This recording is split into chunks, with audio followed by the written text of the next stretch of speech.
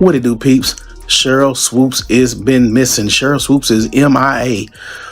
They got a APB out for Sheryl Swoopes. If you see Sheryl Swoopes, she did a lot of talking a few months ago about the Indiana Fever, the locker room environment, how people didn't want to play there, how people wanted to leave. Sheryl Swoopes didn't hold back when she doubted Caitlin Clark and the Indiana Fever's ability to lure top talent in free agency. But fast forward, and Indiana just landed one of the most impressive hauls in WNBA history. As for Sheryl's predictions, well, let's just say they didn't age well.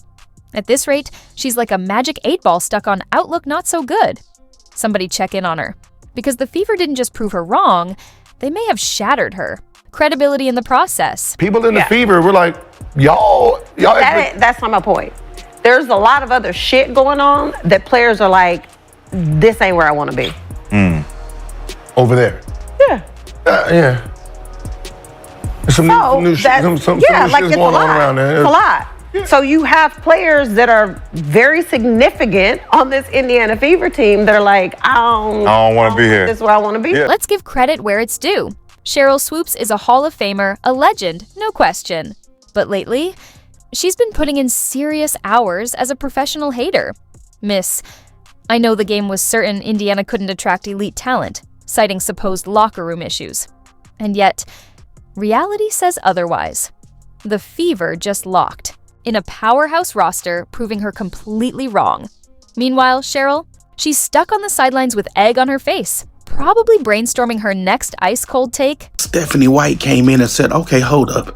Let me go to Indeed.com and Indeed get some free agents to come in here that want to play, that are accomplished, seasoned veterans. She did all that. Cheryl's been nowhere to been found. Sheryl got a lot of crow to eat, folks. Sheryl could be choking on crow right now. She need that Heimlich maneuver. If you see Sheryl Swoopes, tell her it's okay to come out and talk and say, man, you was wrong. It's okay. I can just see Sheryl right now, staring at her phone like, wait, they really signed with Indiana? Surprise! Natasha, Howard, DeWanna Bonner, Sophie Cunningham, and even Aja Wilson's bestie, Sydney Colson, are all joining the Fever.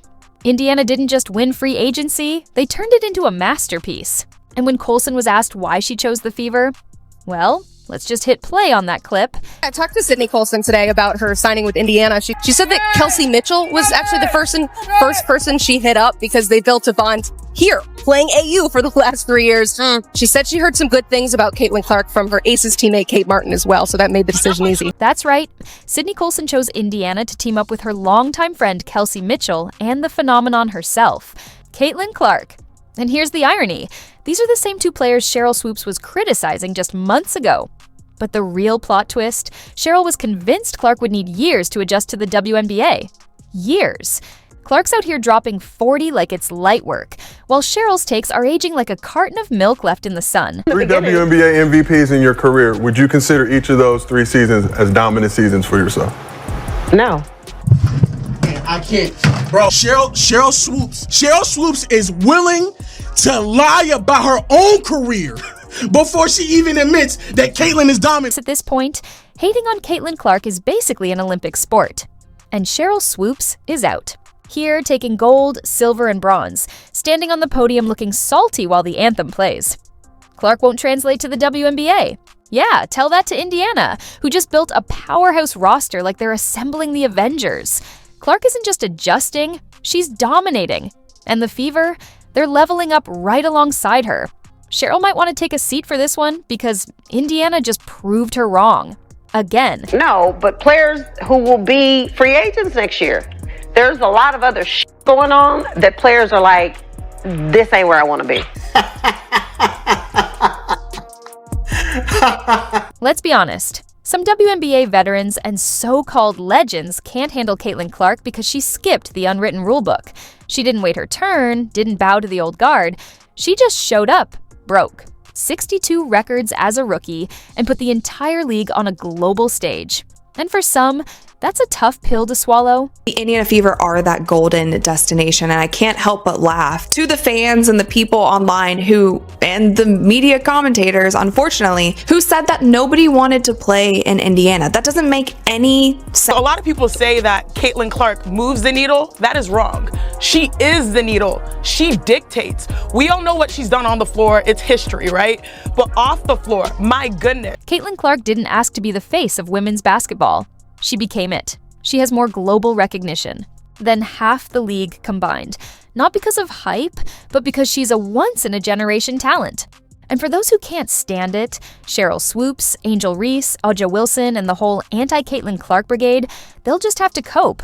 While they're busy throwing shade, Clark is out here rewriting record books, packing arenas, and turning the Indiana Fever into the team to watch. Think about that. The Indiana Fever. A team that barely made headlines is now the heartbeat of the league. The squad no one talked about is suddenly the destination everyone wants to be a part of. Now that's what real impact looks like. Went even further when a game that Sheryl Swoopes was calling for the Dallas Wings, where the commentator was talking about how great Caitlin Clark had been playing. Sheryl Swoopes, silent for 60 seconds, didn't even want to address it. And it got so bad that the game that Dallas then went to play against the Indiana Fever and Caitlin Clark, after the domination of the Chicago Sky, Sheryl Swoopes got pulled from the broadcast. So, Sheryl, what happened to players don't want to go to Indiana? Were your sources imaginary?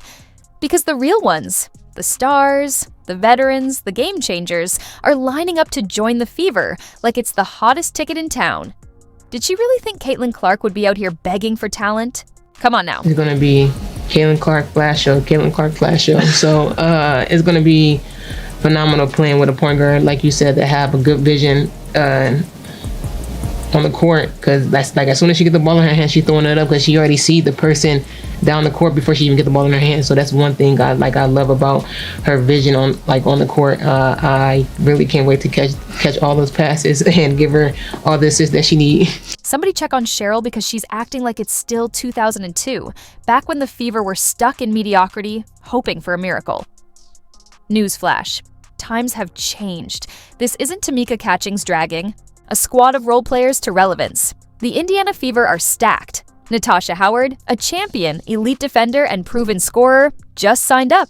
And when asked why, let's hear it from her. Why does everybody hate Caitlin Clark? And do you hate Caitlin Clark?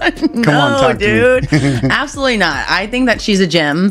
I didn't know her, but All-Star Weekend, we kind of bantered back and forth a little bit. And she's lovely. She has a lot of pressure on her shoulders. And I think a lot of people always have a lot to say with people they don't even know or shoes they've never been in. And for me, I think she's handling the pressure very well. She's doing a lot of great things for women's basketball. And I'm a fan. Like, I would love to play with her one day, for real. DeWanna Bonner, a 6'4" walking mismatch, elite scorer, and certified WNBA royalty, just signed with the Fever. And she's not wasting any time, already clapping back at every critic on Twitter. Then there's Sophie Cunningham, bringing the fire, the attitude, and enough trash talk to light up an entire arena.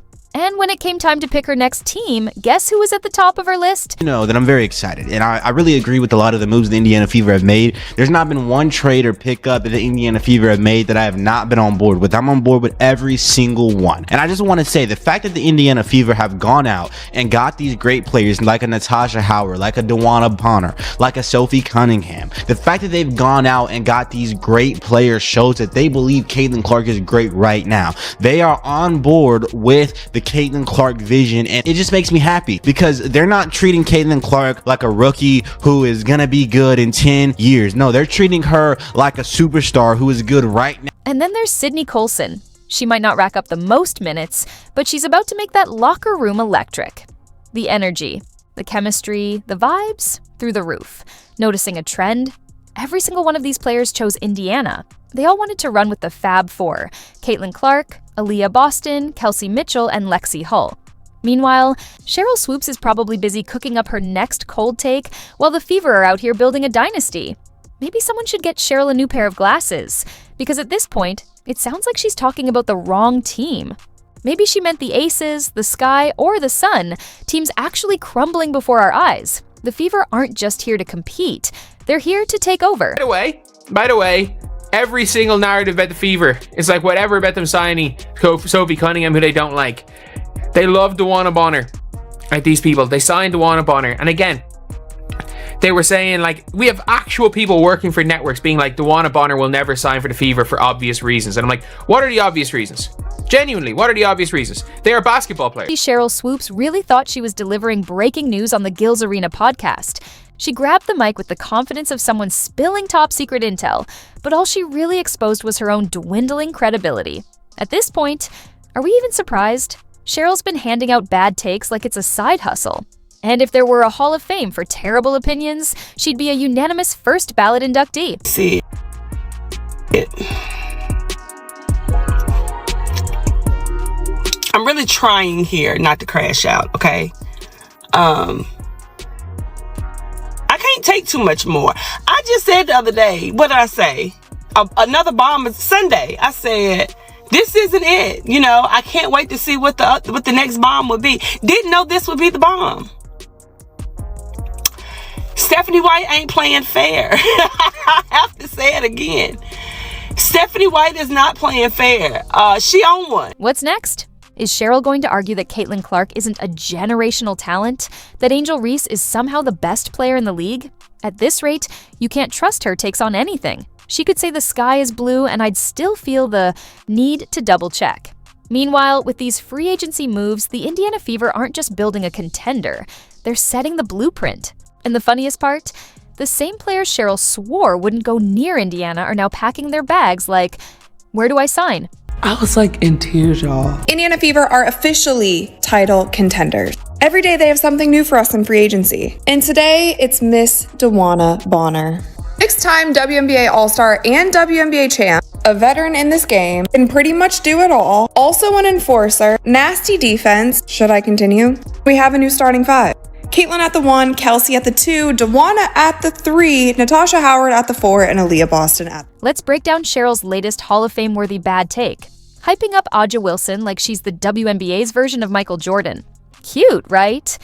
Meanwhile, the Las Vegas Aces are falling apart faster than Angel Reese's shooting form under pressure. Sydney Colson? Gone.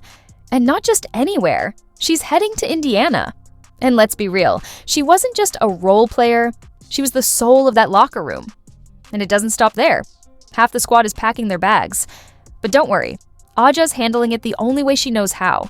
Tweeting through the chaos while the Aces' chemistry crumbles like a sandcastle at high tide. That doesn't make any sense by any stretch of the imagination. In what way would you not want to play in Indiana? The place where you're getting sold out arenas, the most viewership on television, playing with a player who was top 3 in MVP voting as a rookie, who clearly elevates her teammates around her. She scores a lot, but she is also dishing out the ball, able to elevate everyone around her. Why wouldn't you want to be in that system? The Fever, on the other hand, are stacking talent like Thanos collecting Infinity Stones. Caitlin Clark is the undeniable franchise centerpiece, and now, Sydney Colson, Aja's own bestie, is trading in Vegas gold for his Indiana blue.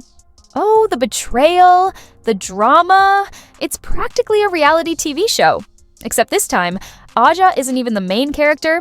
Meanwhile, Caitlin Clark, she's just chilling, getting ready to take over the entire league like it's light work.